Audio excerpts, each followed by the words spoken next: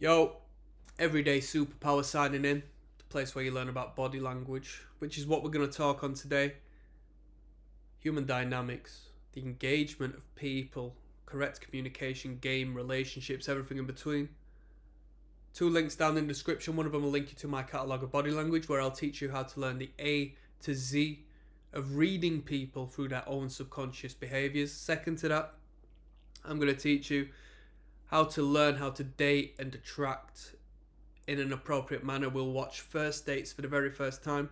I'll break down the attraction cues, the repulsion cues, and how to internalize that in your day-to-day so you'll never forget it and you'll become Casanova, essentially. Come on now. Topic of today is nervous energy and its manifestation through the body in the face of anxiety, arousal of any sorts. Yes, we all do it. We all have our own tics, and we need to identify that in others because it will manifest in real time. There's pacifying behaviors, and a pacifier is that which soothes the self. I like a baby with a pacifier. In England, we call it a dummy, right? And what's that like? It's like the suckling of a teat of the mother, of the parent, right?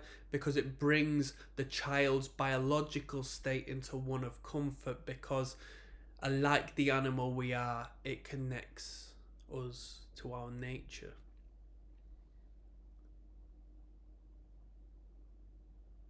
The pacifier is also connected to the food we eat, right?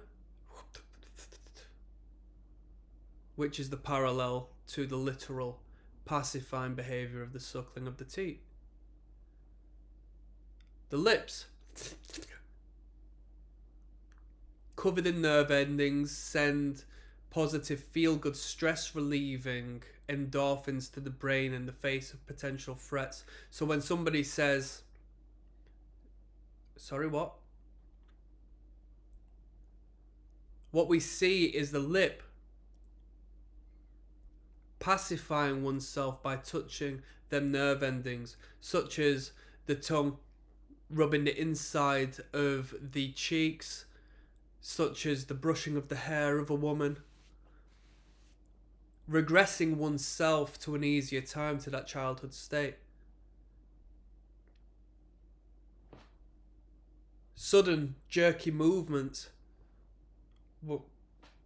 distancing oneself in relation to a bold statement you've made, an accusation you've made, a referencing of a human being,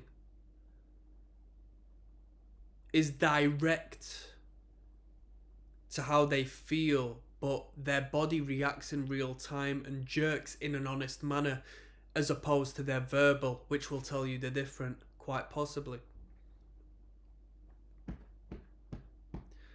Tapping my hand, rubbing on my fingers. Question this. It's energy that is being released through the body because there is a surplus of such through maybe what's going on in there in the mind, what's going on in their surroundings. If they're an anxious person and there's a lot going around and they don't necessarily feel comfortable, such as me, I'm not the most extroverted of people, right? I may have mannerisms and movements that are outside of casual and normal, purely because the energy that resides in me needs a way to come out. Call it excitement, call it mental arousal, call it what you want. And we don't speak on sexual arousal, it's irrelevant. It's an arousal of the brain. Tapping the foot, shaking the leg,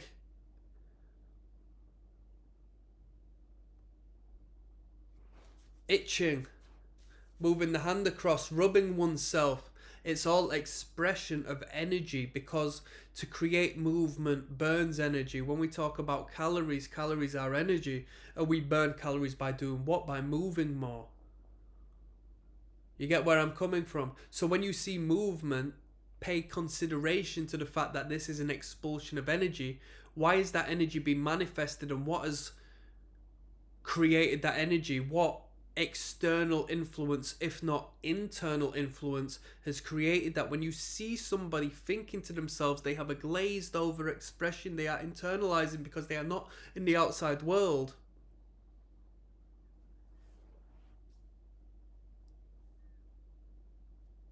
And on a subconscious basis, you see that they are just rubbing themselves. There is some manifestation of movement in the body, but the face is blank. That's nervous energy. That's anxious energy. You are in your right mind as a human being, as somebody who is aware of the behavior of people and who is consciously involved in the behaviors of others and want to connect on a deeper level. You can say, is everything all right? I just seen that you looked a little bit uncomfortable. Are you all good? And they can tell you the truth or they can lie to you. It's up to them. But at least you were there, and they'll think, wow, he knows me better than anybody else. And that's how you create human relation, because you are now outside of your skin and you are into theirs.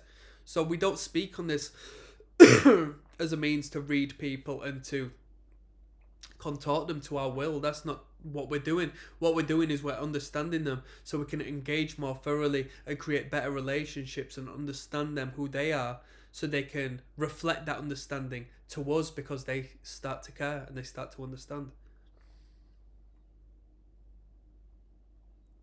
Nervous energy in its manifestation. Some people have particular tics. Me, it's my fingertips.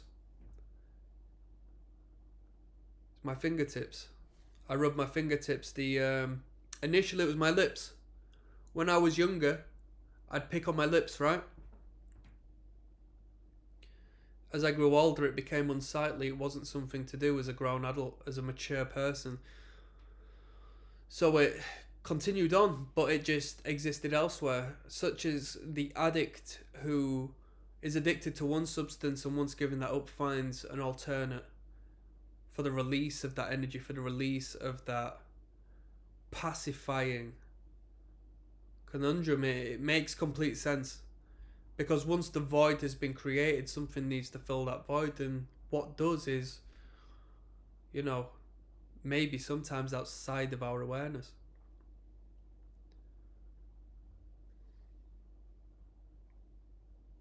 And I say that to say this. When you see any sort of jerky behavior, when you see any sort of external, consistent, repetitive behavior, when you see any excessive behavior that does not correlate to where the person should be, it's worthy of question, and it's worthy of understanding and perceiving in a manner as to which you can try to work out the maths. When you start to identify anxious behavior and release of nervous energy, it